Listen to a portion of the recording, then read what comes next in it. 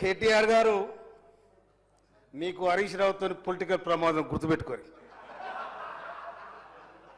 ఎందుకంటే నీ చెల్లె ఒక వికెట్ ఎగిరిపోయింది, నీ పని బట్టి ఖాయం. ఎందుకంటే మీరు పోటీపడి దోచుకున్న రాష్ట్రాన్ని. మీ అందరికంటే ఎక్కువ హరీష్ రావు దగ్గరనే పైసలు ఉన్నాయి, అందరికంటే ఎక్కువ హరీష్ రావు దగ్గరనే పైసలు ఉన్నాయి.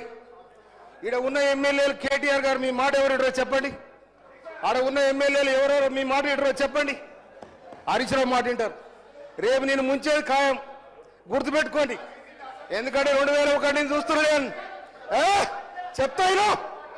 చెప్తాయినా మీరు గౌరవ కేసీఆర్ గారి మీద ఇట్లా కత్తులు కోడాడు ఆడుతాం బిడ్డ. కబర్దార్. ఏమనుకుంటున్నావు? మా పరికత్తులు లేసేనుకో నీ గడికి ఏమైనా కడతామని చెప్తామని చెప్తున్నా.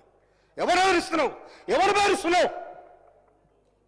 అందుకోసమనే దళితులంటే గిరిజనులంటే లెక్కలేని తన మీద మీరుంటే మీ గడిలో దొర్ర రోజు కూడా వస్తారు కూడా తెలుస్తారు. నేను అందుకోసమనే ఇమ్మీడియట్లీ అధ్యక్ష వాళ్ళు కడియం సిఆర్ గారికి బేజాబ్తా క్షమాపణ చెప్పాలని డిమాండ్ చేస్తా ఉన్నా నేను.